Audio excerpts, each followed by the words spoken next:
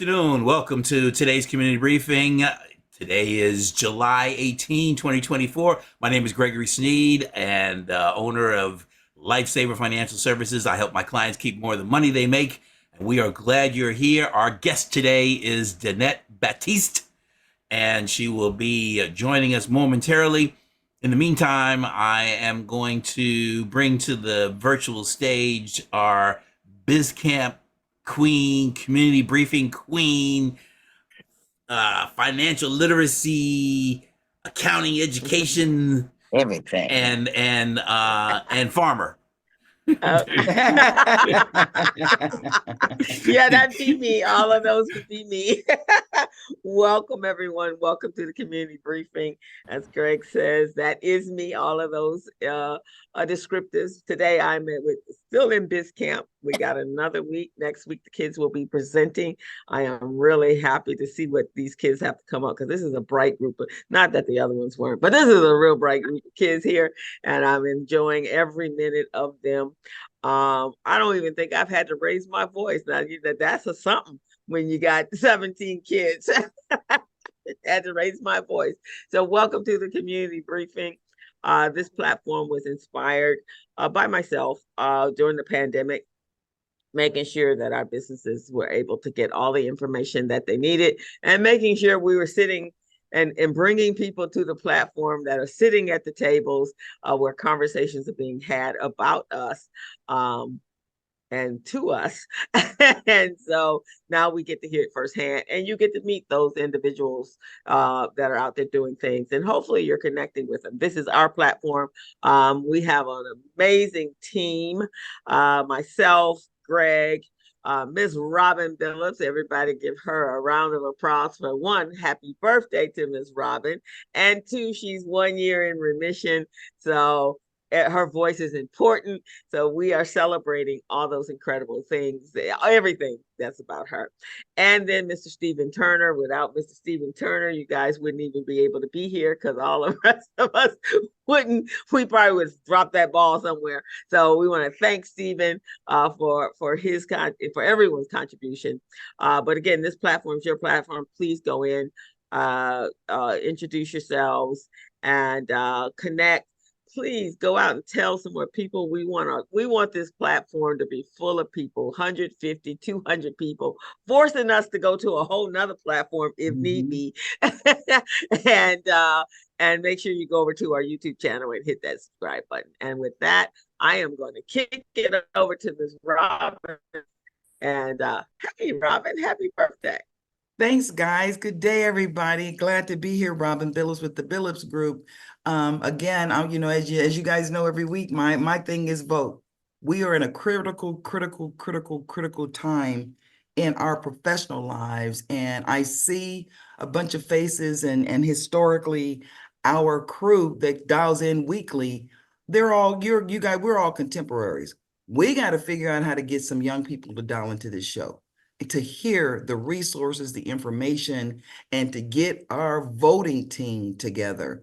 We have a very, very short window to get folks registered and to get people focused on what's important to them. We're not telling you who to vote for. I say vote Democrat down the ticket right now because it's all about democracy. And so that's my personal request to you. However, just vote. All I'm asking you to do is vote and bring 10 people with you. I'm going to kick it over to Greg because he's going to kick off the show. But again, I'm asking every soldier on this call today, to tell somebody to tell somebody to tell somebody. Appreciate you guys. Thanks for the birthday sentiments. And happy birthday again. Big brother. She needs a little birthday crown or something. I got one. Let me go You got get one? Well, work it out. Our guest today is Danette Batiste. Am I pronouncing that correctly? Oh, hell. And Can you see Danette it? is a Yes, we can see it. I got it for my 60th. No, it's nice. It's almost 10 years old.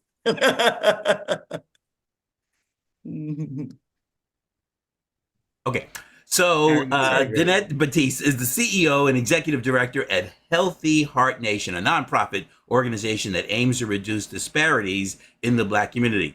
She has over 25 years of experience in the IT sector, where she held various C-suite positions and led initiatives to foster diversity, equity, and inclusion across the industry. As a DE&I expert, she has developed and implemented effective strategies to embed that into the culture, operations, and sales of IT companies. She's also supported and empowered employees and customers through her leadership and support of various employee resources group and her facilitation of training on unconscious bias. Sometimes you don't even know you're being biased. Cultural competence. In addition, she's leveraged her skills in process improvement, CRM, and new business development to optimize the performance and profitability of IT projects. And she's passionate about community organizing and advocacy. And she uses her IT leadership and DE&I expertise to drive social impact and business growth through the Healthy Heart Nation. And she has been doing that for the past 10 years, almost 10 years, 9.5. And she was with Soft Choice. She's been project manager. She was with GID Consulting, CC Ops. She was VP of Operations. She has her Bachelor of Arts from Oakwood College, also education from the University of Phoenix and the Greater Atlanta Adventist Academy. We have no idea where she's from. We didn't get a chance to chat with her beforehand, so we don't know. It looks like she says she's here in Los Angeles, but she's from LA. Where did she grow up? Where did she go to high school? So she's going to share that with us. Batiste could be, it could be New Orleans, it could be Haitian, it could be Ghana, and Nigeria. So, or some gumbo mix of all of that. Or it could be a married name. So we just don't know. So please join me in welcoming to the virtual stage, Danette Batiste.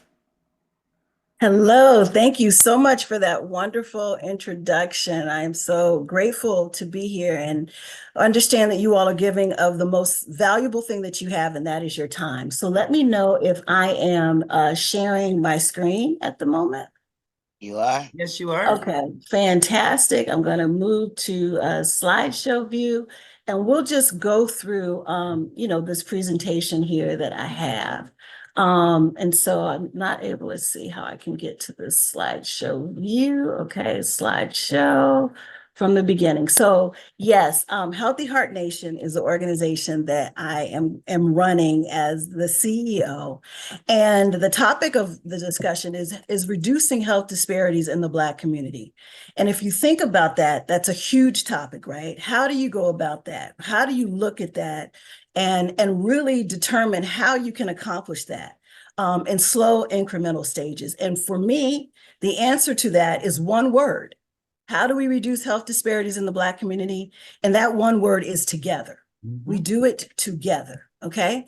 And so a little bit more about, and before I get started, Greg, you were asking where I'm from, and that's a hodgepodge of things. I was born in Cleveland, Ohio. So I have the Midwestern roots, depending on what we're talking about, I may call it pop. Then I moved to Atlanta, Georgia, was there for 10 years. So then it's soda. Right. And then I was in Alabama for about 4 or 5 years and in school. I don't know what they called it, but it was something very country. And then I moved here, in California, and I've been out here since '94. So this is home for me. I'm in Southern California. I'm in the Corona area. And the Batiste name is one that I did marry. My husband's family is from New Orleans. So it could be a mix of all of that. Haitian, French, Creole, all of those things are probably a part of, my heritage and where everything comes from. So let me tell you guys a little bit more about what is Healthy Heart Nation. And so when you think about Healthy Heart Nation, of course, you immediately think about your physical health, right? But what we mean by the organization is really health is vitality. We're trying to bring the vitality back to our community. And we'll tell you a little bit about how we're going to do it.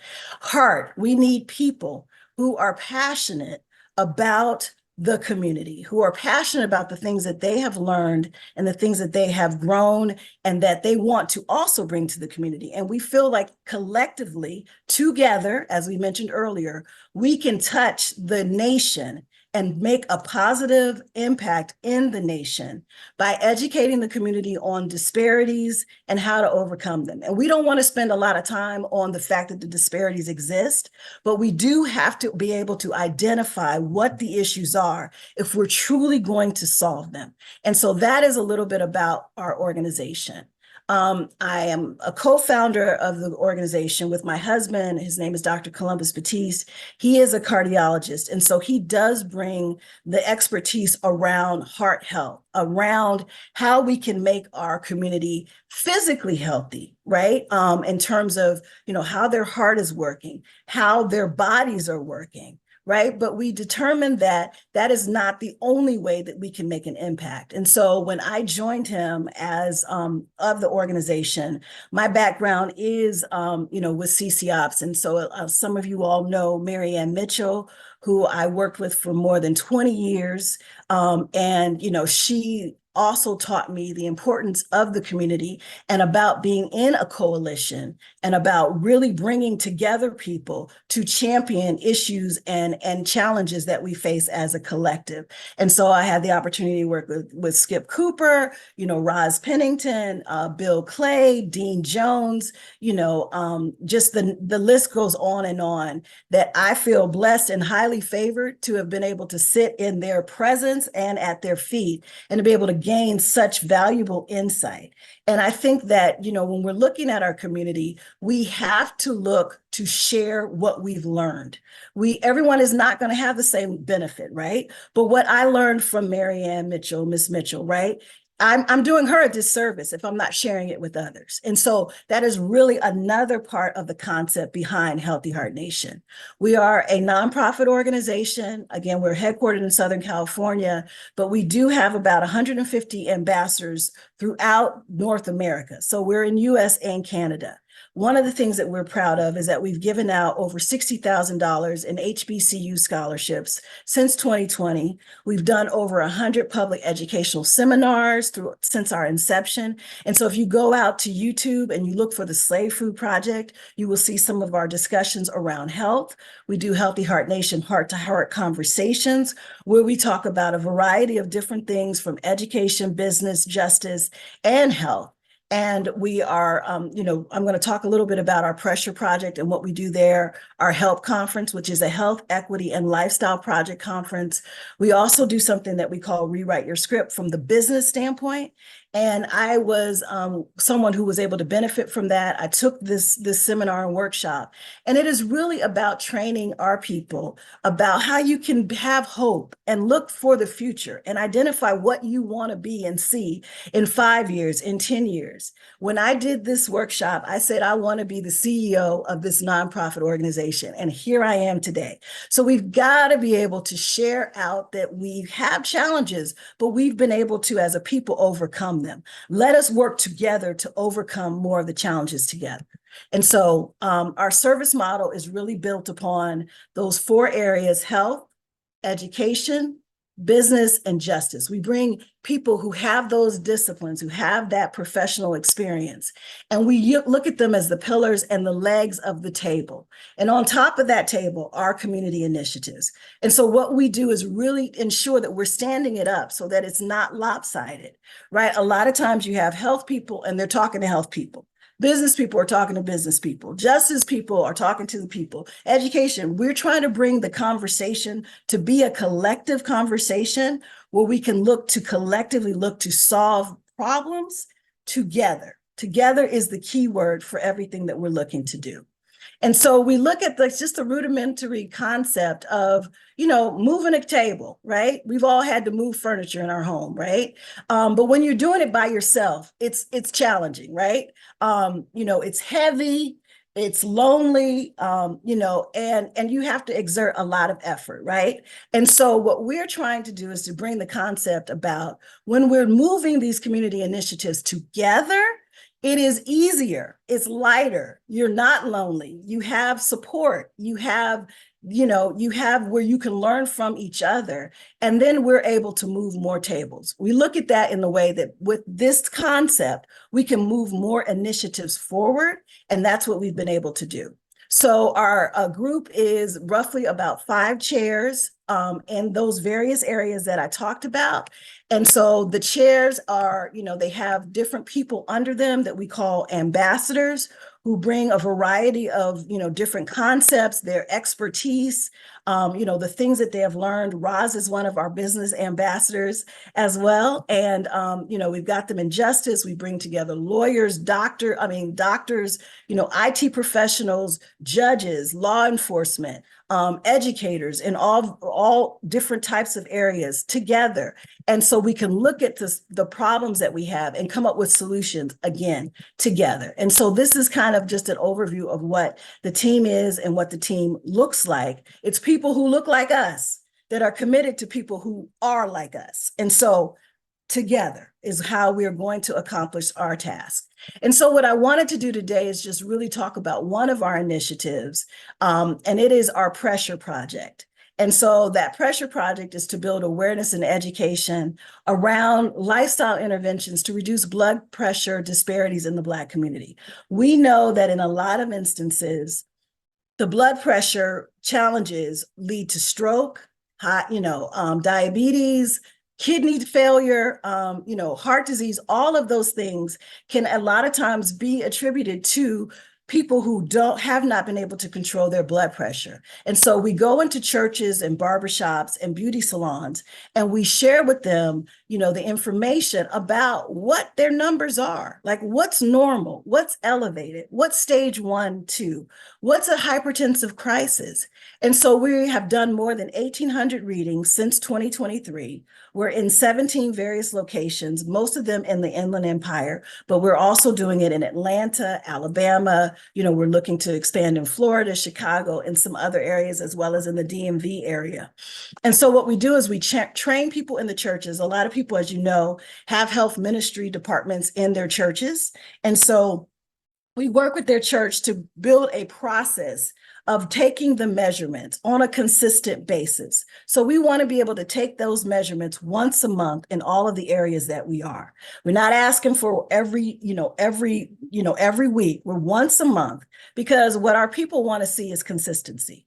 Right. And so we do also provide these at fairs and, those types of things. But once you do the fair and all the smoke clears, what now? Right. And so what we're able to do is to integrate that. And people are used to you showing up, but are they used to you always showing up? And so we understand that consistency is very important.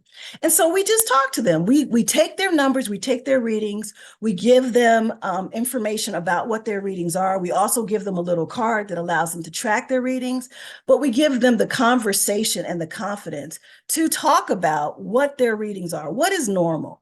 What is elevated? What's stage 1 and 2? And you'd be very surprised at how many people we actually interact with that are in a hypertensive crisis when we take their numbers. And so that level of awareness, you can say it, but people can't forget about it. When they see that you don't have to be there to care about them, and you do, that makes an impact that sometimes the healthcare providers cannot. And so now when they get those readings and we're consistently there with them, they have the language to go into their doctor's office and say, because I know when I go, they take my blood pressure and then they usher me into another room. If your numbers aren't bad, or, whatever, sometimes they don't even talk to you about it. But now, since people understand it, they understand the numbers, they say, well, what are my numbers? And what does that mean? What do I need to, if I'm elevated, what are we doing to change that? If I'm stage 1 or 2, what are we doing to change that? And so we've been able to empower the community with the work that we're doing. And we've noticed in a couple of instances, we've got like lots of testimonials, or more than a couple of instances, where people have said, you know what? I went and I started to feel a little bit different because you told me my numbers were, stage 1 or 2. I went to the doctor. I had to get a pacemaker. I had to whatever. So it allows the people to be able to advocate on their own behalf because they've got the confidence and ability to do that. And we also provide them with something called the Diet ID. It's a free service that allows them to get recommendations on ways to improve their diet and make healthier choices. So, while we're there, we're engaging with them, we're talking to them about, what's your water like? This is not, stuff that people already know. How's your water intake? How's your movement? Are you exercising? How's your breathing? Or do you take time to breathe? What is your stress management like? What's your sleep like? What's your diet like? And so, that's been very significant for us. So what we found from the research and what we're doing is that the majority, 75% of the people that we are supporting are in various stages of hypertension. Right. And that's disturbing, right? That's alarming. And a lot of people feel like, well, you're Black, that you're expected to have these numbers. And you do not have to have these numbers. Your DNA is not your destiny. You do not have to accept this. You can take an active role to improve your health outcomes. And so, we've been able to have these conversations with the people that we're supporting, and the outcomes have been very positive. So in addition to, those things, we do lifestyle interventions. We talk to people around, ways that they can improve their health by, doing workshops. During COVID, there was a lot of remote work, but now we're actually going into physical churches, community centers, things of that nature to have those conversations. We do community impact at different forums around, business, health, education, and justice. And we also sponsor a health conference, which again is the Health Equity Lifestyle Project, where we bring people together to collectively discuss some of the challenges that we face in the health industry and how we, again, together can overcome them.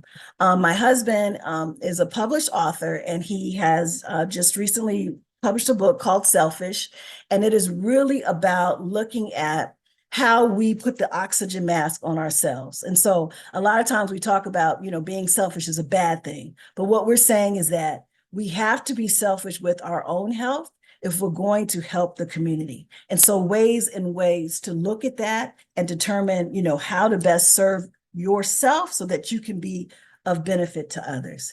And so again, I am Danette Batiste. Here's my email address if you're interested in any of the initiatives that I've discussed, or bringing, Healthy Heart Nation into your church, into your barbershop, into your areas. We would love the opportunity to do that. Fantastic. Fantastic. Greg, you want to kick it off, or you want me to? Go for it. You birthday girl. Yeah. And and the thing is that although take the crown off, though. Take the crown off. Right? Why? Never take the crown off. Never. Oh, exactly. I only get to wear it once a year.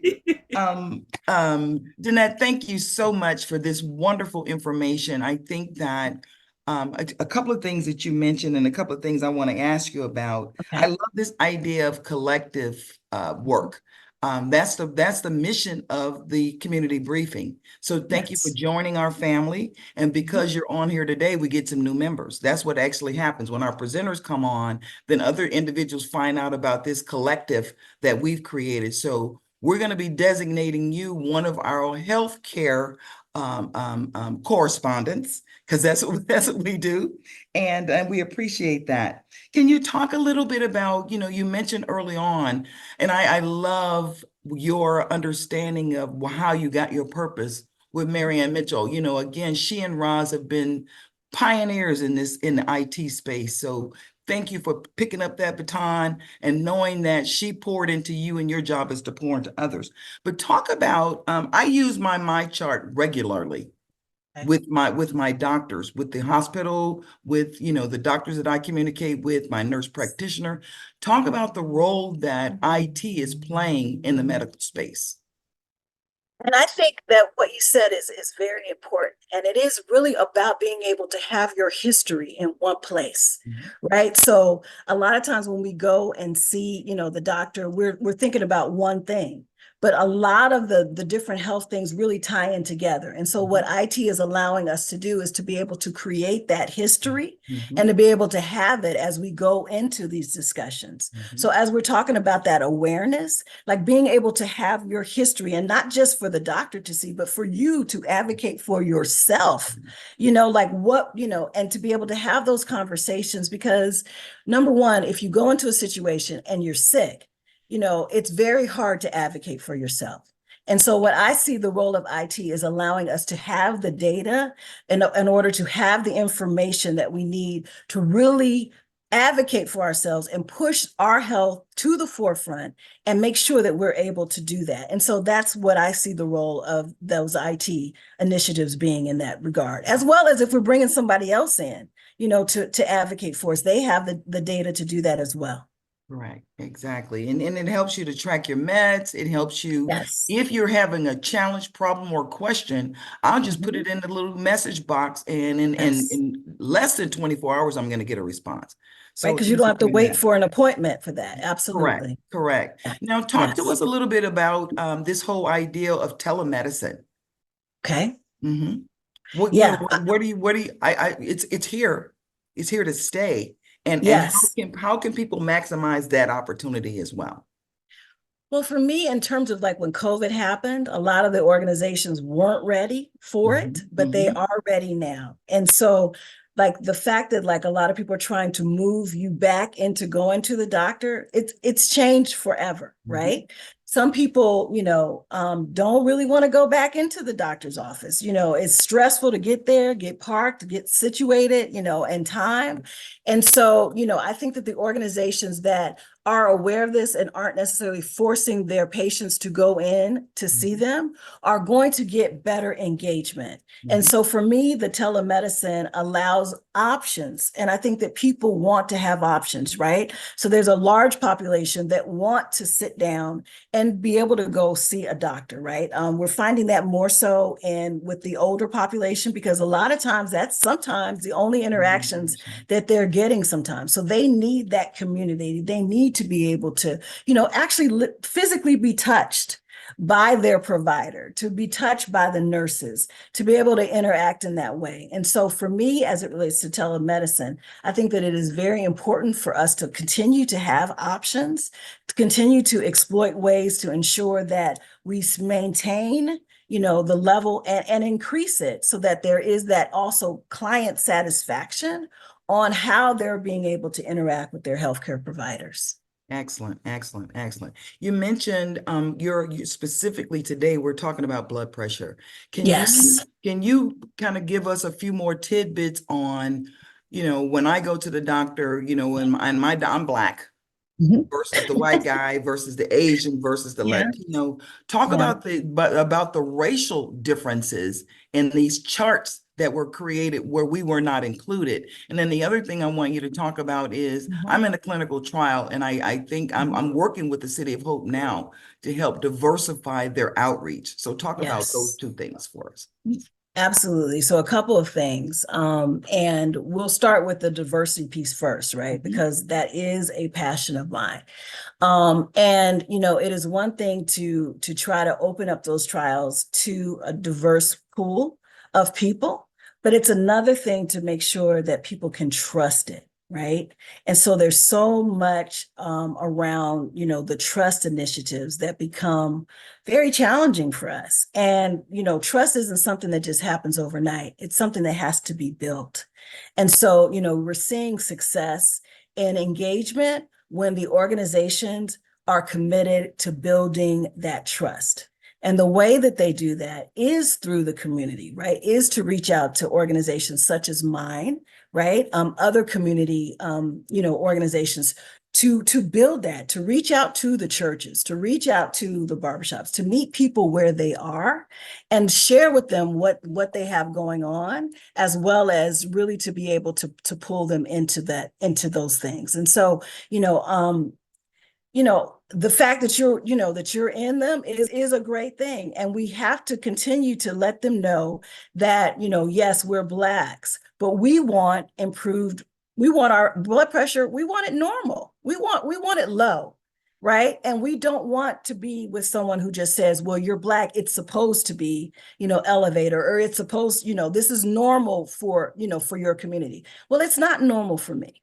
I don't want that to be my outcome. And so, it is very important. Yes, those mindsets still exist today. It's not a surprise to anyone that that's the case. And so it is very much a part of how we have to continue to have that conversation and continue to advocate for those things.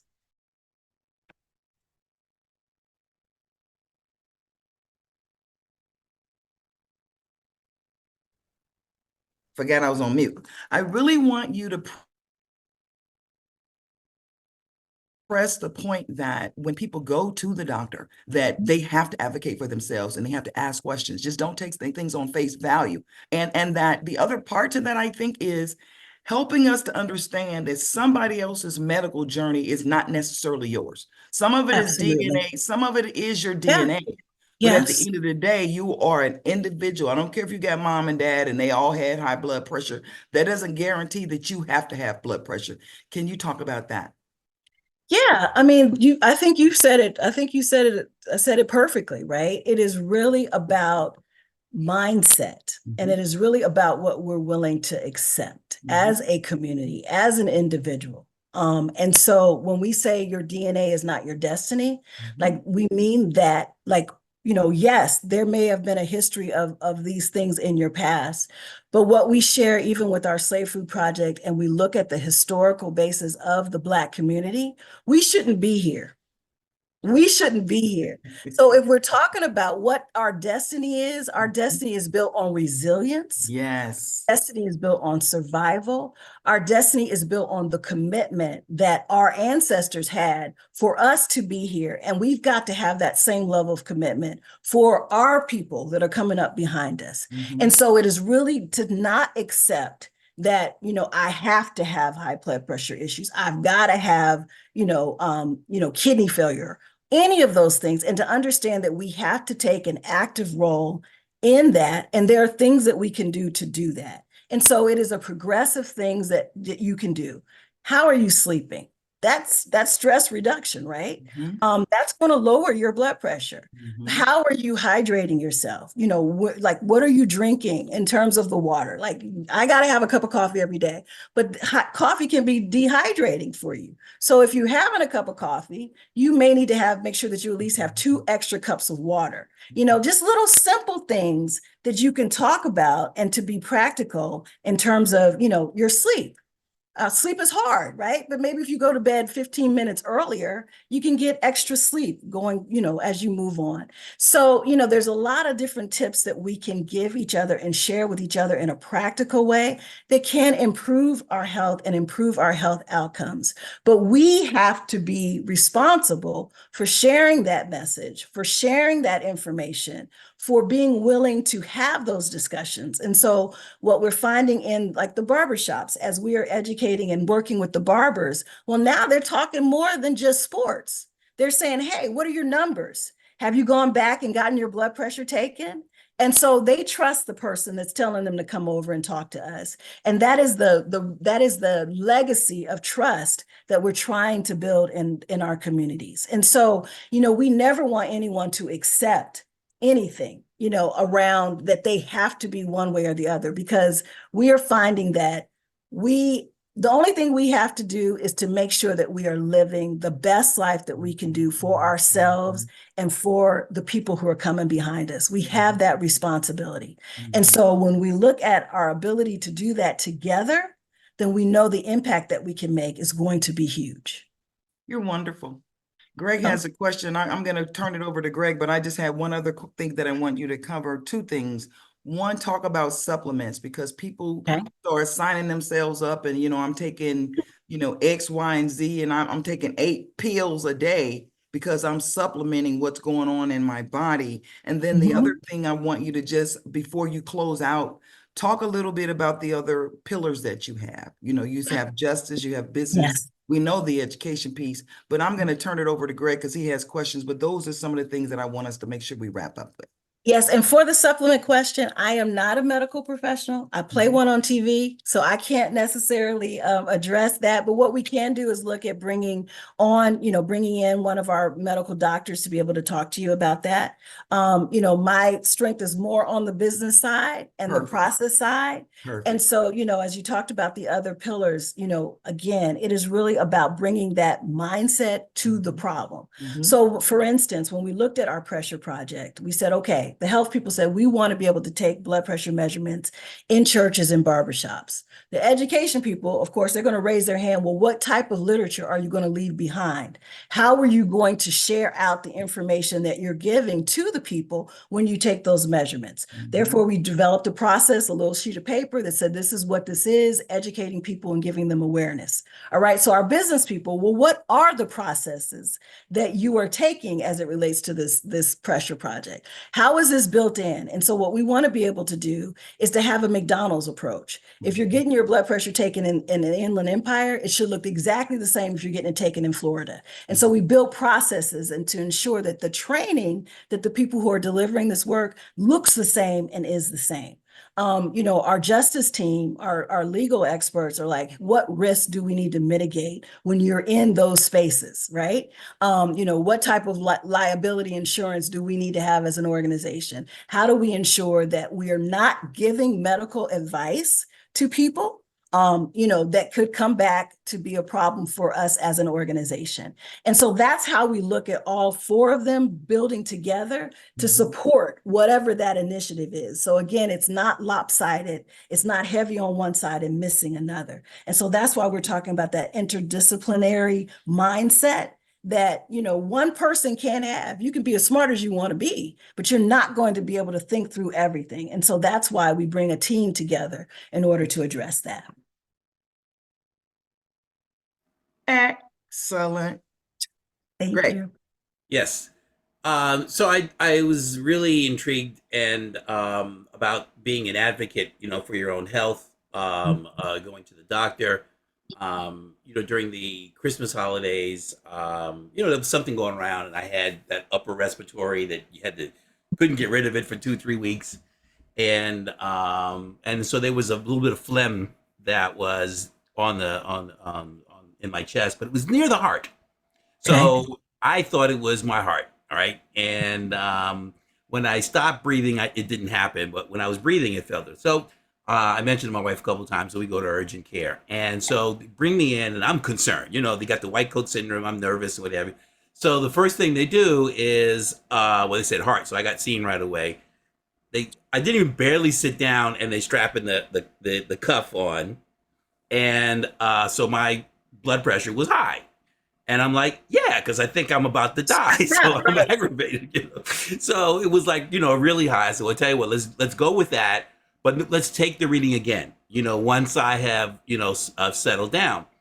And so once that happened, and once they came back, did EKG and all that, and everything was clear. Now I'm relaxed. All right. So my numbers dropped like 40 points. I mean, it was dramatic, right? Because and then you also have to be an advocate on terms of medication, because they want to. You can correct certain things, whether it's cholesterol or blood pressure, through exercise and diet versus medication. And other than tequila, I'm not on any medication, so my brother.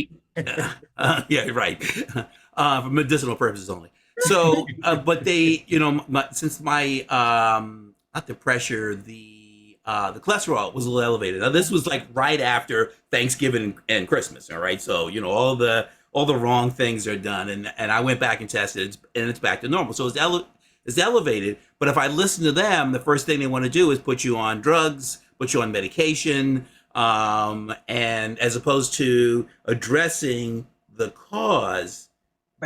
That's elevating the pressure, address the cause that may be elevating the cholesterol. It was right on the border. It was the mac and cheese, I'm sure, right? It was. You already know. Yes. So having that, and then also, if you're going to take blood pressure readings, taking it properly. I didn't learn because first off, I had the home monitor, and I thought I was at stroke level because I had the I had it up. It was wrist thing, and it was upside down, right? Got it. So like, well, that Okay. made a big difference, right? Because it was like Mhm. 212 over 140, Mhm. but that was wrong. So when I turned it right Okay. side up, then it was fine. But and then you got to have the arm fully extended as well, so that if your arm is bent, you're not getting a proper read. Right. So all these things I think are helpful, and hopefully that's included in the education that you're providing and some of that advocacy to take corrective measures outside of just popping a pill. Yes, so you talked about a lot of things. I'm going to see if I can cover some of them. But what we talked about, the DNA is not your destiny. And so, for instance, when you do take your blood pressure measurement, it is literally like a snapshot. Like if we were to take a selfie of what we look like right here and now, and then we took the picture again 10 minutes later, it's not going to look the same. And so, in the same token as, what you're experiencing could affect your numbers. A lot of times when we're taking the blood pressure readings, we take them again. If someone's numbers are high, we take them again, right? We say, let me give you 10 minutes, go sit, relax a little bit, and then come back and we'll take your numbers again. The reason that we do that is because what you want to be able to see is a history of, right? And so if you're seeing high numbers on a consistent basis, then there may be a need to do something different, to advocate for different types of treatment, whether that be taking that lifestyle intervention step or the medications, right? And so it depends on your numbers in terms of when I feel like, and again, I'm not a doctor, but there may be a time when you may need to take blood pressure measurements, especially if your numbers are high, but you don't have to stay on them. So a lot of times you may need to take the medicines and then also the blood, like the lifestyle interventions, your exercise, your diet, your water, your sleep. And if you can kind of look at those things and then kind of pull back from the medicine and increase the lifestyle things, you can get a sustained, situation that is going to be improving of your health. So, those things are really important. But again, it is that awareness that makes the difference. And so there's a lot that we don't know. There's a lot that they don't tell us. And so it is really important for us to be able to deliver that message in a place, in a safe space, so that we can collectively be better and have better lives, especially from a health standpoint. And so we've got to advocate for ourselves. We've got to, but when you're sick and there's a lot of fear that comes into that, and it's hard to use your voice if you're afraid. Yeah. And so that is really why having someone to come with you is important. I'm married to a cardiologist, and I thought I was having a heart attack. And, during the COVID time, I went in and they were not nice. All they saw was a Black woman, in that room on that table. Mm-hmm. And, the treatment that I received was, totally unacceptable if it was non-COVID and he was able to go into the room with me. But the point is that should not be the case. That should not be the situation that any of us have to face. But to say that it doesn't happen is just silly. And so we've got to be able to just talk about those things and to be able to use our voice to say, this is unacceptable for anyone. And, and that's also part of what we're trying to do as well. Crystal. Yes. Hello. So I got a question. Sure. For women, right? So with women, when we hit 50 and or 45, can you guys hear me? Yeah, it's yes, choppy, okay. But I can hear 45, early 50, you're in, okay, in premenopause or in menopause, that's a big impact on your blood pressure. But when you go to the doctor for your physicals, it's automatically, that's not even a conversation that comes up in the conversation. It's just automatically your blood pressure's up. Let's put you on medication. Again, not the lifestyle and all that, but there's a big impact on our bodies as menopause. Are there some studies that are actually talking about that with women in menopause? Because some have at really bad menopausal symptoms, others mild, but your mild could be your cholesterol, your blood pressure, your stress levels, because your body's going through some changes. So what is the education on that, and how do we especially for us women of color? Yeah, so absolutely what you said is true. I think what will be beneficial is for me to be able to bring in a couple of medical experts to this panel for you all to kind of get some of those medical questions addressed. But part of what happens to us in the menopausal, because I'm in it too, you're losing sleep. So you're tired, you've got anxiety, you can't be comfortable. You're up when you're supposed to be asleep, and you sleep when you're supposed to be up. And all of those things directly affect your health. And so, having that awareness just means that you have to work harder to try and accomplish it. But there are studies that are taking place and things that, in terms of people and what they're looking to do and different treatments around that. But it is so real, right? Which causes your weight to go up. All of these things are real symptoms that, unfortunately, up until probably about 5 or 10 years ago, people didn't even talk about. It was almost like, that's your problem. You need to stay quiet with it. And so people are really talking about that now and understanding that you're not alone. There's something about realizing that you're not suffering alone that also kind of brings you a certain level of comfort in knowing that you're not crazy. And so, we can bring on, an OBGYN, we can bring on, a family practice person, we can bring on some wonderful people that can talk to you all about your specific health issues. And, I would love to be able to set that up. Well, as we mentioned at the top of the house, you're gonna be our medical correspondent. We appreciate that. We have Dr. Vicki Mays comes from UCLA.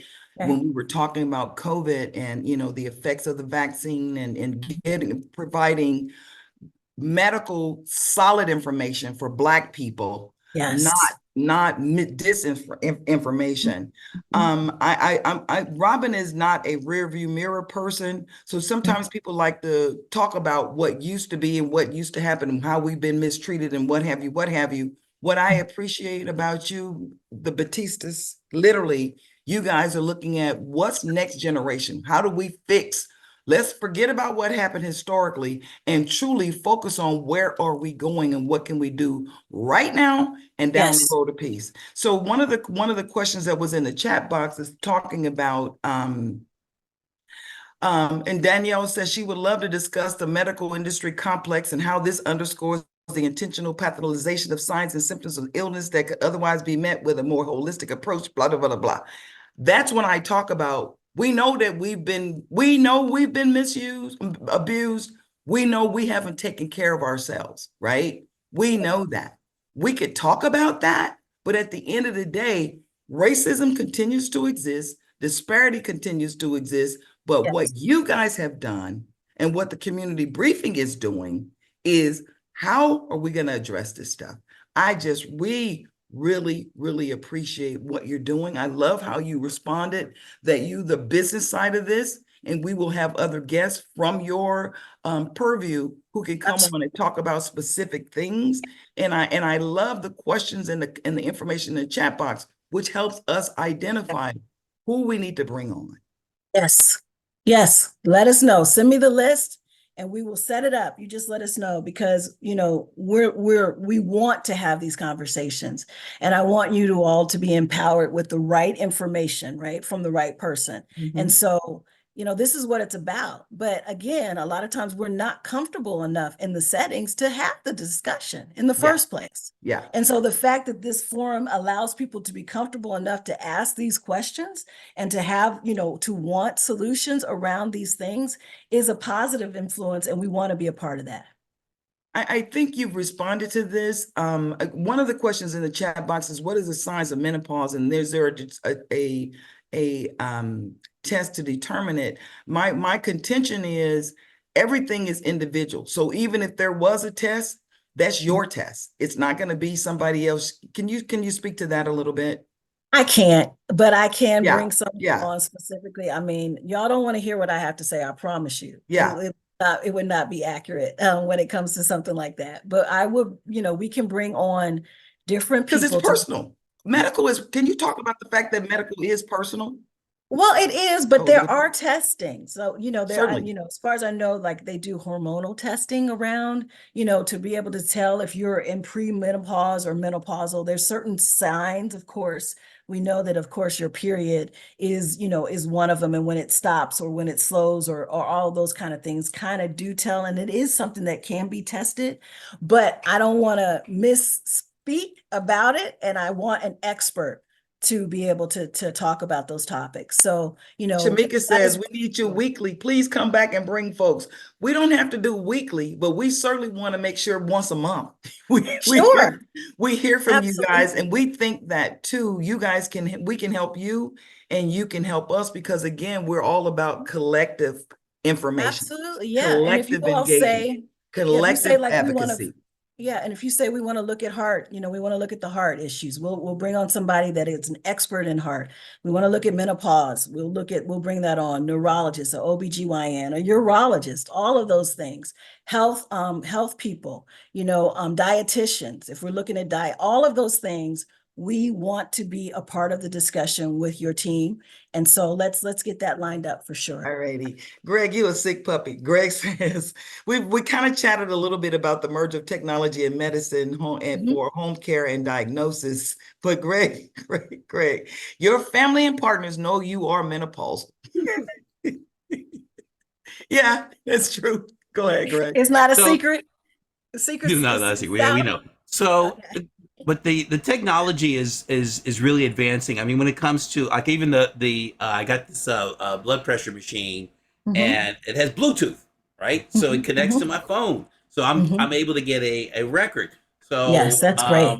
they were trying to put me on blood pressure medication. I said, well, listen, and come back in 2 or 3 weeks, and I said, well, the alternative is send us readings. So I got Yeah. the machine, and so I kept taking readings every day, Okay.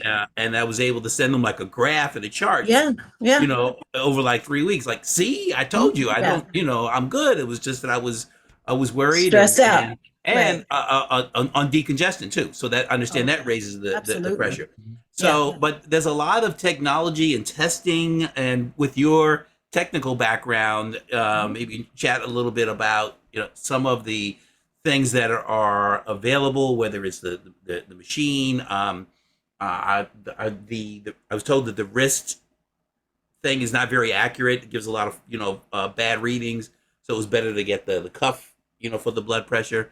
But there's a lot of technology that's there and increasing, and that's kind of a good cross between both of your backgrounds, the heart healthy and your IT experiences. Yeah, it should be, but I have kind of stepped away from the IT piece over the past 10 years, and just really been doing more like management and leadership more than the actual IT. But listen, we've got people for that too. So it is really, important to be able to address those technical issues accurately. And so if that is something that you all also would like to have discussed, we can bring on somebody that can talk to you about current technology and how that can help you benefit your health. Unfortunately, I'm not that person. Shamika put a great comment in here, and I think that this is where people have to get it's not going, things aren't going back. She says the more mature community is struggling with the technology transition in the medical community, and the digital divide causes anxiety for patients in our community. Yes. 1,000% correct, but it's not going back. It's Yeah. not going back. So to Yeah. your point, Danita, bring somebody with you to the doctor, right? Sure. Don't go in there by yourself. Talk about a Yeah. little bit about that. I mean, advocacy is important, right? And so, when you're going to see the doctor, and again, if there's something wrong with you, if there's something really wrong with you, it's hard to hear past fear. And so it is very important to have someone who can advocate on your behalf, to really hear, to really ask those questions, right? If you want to get in and get out, because you feel like the longer you're in there, the more, more bad things they may tell you. But if you have an advocate, they're going to make sure that you're able to address that. And then a lot of times you can prepare your questions in advance. So if you're able to, do some research, pull down some questions that you want to have addressed. You pull out your notepad, right? And you say, okay, I want to talk about these things. And you write down what they say. And you ask them, spell it for me. explain it to me in a way that helps me understand. So they can understand when they come to see you, they also have to be as prepared as you are prepared to see them. And so those are some of the things that you can do to improve the outcomes when you're going to the doctor. I had a little journal book that I kept for the 2 years that when I signed up with City of Hope almost 2 years ago. Yeah. And I strongly suggest people keep a medical journal. You could keep it in your notes on your phone. And the other thing that I want to say about technology, we are very big on social media. We will dial into social media. We will be on Facebook. But when it comes to our banking, when it comes to documents, when it comes to medical, when it comes to the business of social media, all of a sudden we're afraid and we're scared. No, you're not. No, you're not. It's what you prioritize as being able to get on top of that. And so again, we really, really, really, really appreciate our new relationship. Absolutely. This is a new relationship. Yes. And as you can see, our folks are engaged. The folks who dial in, they're truly engaged. And Shamika is going to be coming back because she's had some great comments in the chat box. And Shamika, did you put your contact information in the chat box? We ask everybody to put your contact information in the chat box. And if you feel like you're ready to make a presentation on the community briefing, let us know. Let us know. We're about to get to the top of the hour, and Crystal, is dealing with her students at the biz camp. She always wears 59 million hats, and because that's how the Lord blessed her to be able to do that. But we want to thank you, Danette, and your husband and your team for signing on to be our medical correspondents. We're going to I think the next presentation should be one of the pillars so they can come so that we clearly understand the services that you guys offer and we can support what you're doing. You guys are part of this family, and you're the part of the family that we needed. How do we physically keep ourselves healthy so that we can fight this fight that we're in? Because we're definitely in a fight. Again, we want to thank you for that. And I want to say that I know Steve may be gone, but he says our guest next week. Hold on just a second, Roz. Our guest next week is Fred Jackson from the City of LA Workforce Development. That should be a great conversation as well. Roz Pennington. Yeah, I just wanted to say, being a part of both organizations, I wanted to say it while Danette is on here in this forum, is that having come on, our organizations are alike in talking about the collective efforts. And as we're talking about the different people, or Danette, as you're saying, let us know what who we want from this organization to come to speak. You're now a part of this. And Stephen is our producer. And as you can see from the questions and things that's coming up, you've got you've got things that we've said, a lot of things here that are of interest, that if you can go back and bring some of the people from the other pillars to come and engage, because this forum talks about a lot of stuff, a lot of things. And you've hit something that, as you see, the participation has just been overwhelming, that you can do, but just know that you're now involved. And as Robin said, the medical arm, you're a part of this, and the whole organization is. So I just wanted to say that while you were on here, to know, as I told you, this is a good forum for the organization, period. Thank you so much. Appreciate it. Thank you. Guys, this has been delightful. It truly has been delightful. Emma Maxey is our voter registration correspondent. You will anybody that comes on here. I gotta talk. You please go right ahead. I can't wait. Go right ahead. Thank you, Danette, for your presentation. It was absolutely amazing, and I was taking a lot of notes. I am a breast cancer survivor, so I understand a lot of this, and you guys know that. And I praise God I'm still here today. But I have to tell you, we have to vote. This is number one. Talk about it every week, how important it is. And as many of you know, our democracy is at risk. And I really, really hope that you would take the time to send out information to your followers on social media.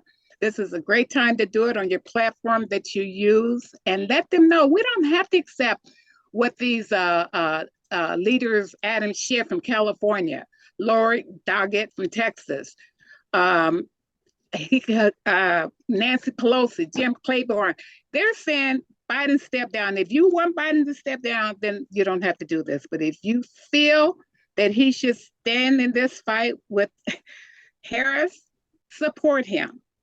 Please support him. Don't leave it up to others to make the decision. But if he chooses to step down, that's a different story. Let hopefully Harris will be the replacement. There are a lot of people that are out here saying things, but they're not doing anything. I don't know how many of you are getting emails from asking us to pitch in. If you don't pitch in, even though you say I support Biden, I support all the initiatives that he's put out there, if you, the next window is going to pitch in $5, $10, $50, whatever. If you don't check that box and put your credit card in, they never get your response. And that is one of the reasons why Biden's numbers are down, because people aren't pitching in. A lot of people don't have the money to do it. And I get hundreds of these every day. And if you don't pitch in, they do not count your response that you support Biden. So that's important. I said this before. We have to support him. We have to support the Democratic platform. And why our leaders aren't doing this? Please, please, everybody, think about it. We're going to have more conversation on this. I think someone sent me a message to talk about it next week. If I'm in town, I'll be happy to. But please, We're virtual. We got to do what virtual. We're virtual, so even if you're out of town, you can be on here. Yeah, it depends where I'm going. I know. But no, we'll do, and we need to get together as a group. This platform, 15, 20 people that are here, if we got there and got out in the streets and say, you guys, we can't allow to say that we can't win because Biden is still on the ticket. We can win. We can win, and we must believe that. So get out here and work. I'm getting ready to go out with my sign. I'm telling you, I called, by the way, contact your representative. And just so that you know, I contacted everyone that represent me, the 10th district, the 55th district, my councilwoman, congresswoman. You guys have to do the same thing. When we meet on the 26th of October and you bring your sampling ballot, I hope you come. I'll give you all the addresses. We're going to go through this ballot. You have to know who you're voting for. And you have to be ready and be prepared. And hopefully we have a Democratic platform. So looking forward to any comments. If you guys want to get together, please call me. Thank you. This is good. We're kind of over our time, so we want to be respectful of folks' time. Folks are dropping off, but this has been fantastic. Emma, we thank you for your leadership. Shamika, we really thank you for being on today. Please come back because you've been a vital part. Linda, good to see you. Michelle, of course, good to see you. Ms. Smith, it's nice to see you or see your picture. Denise, thanks again. And then everybody, bring somebody. Tell somebody. This is recorded. It will be uploaded to Facebook. We have a YouTube page as well. So again, thanks so much for this week. Greg, closes out. Yeah, I think you did a great job with that. So thank you for coming today, and definitely spread the word. And we'll see you next week with Fred Jackson from the City of Los Angeles Workforce Development. Y'all come back now here. Take care, everybody. Bye. Okay. Stop recording.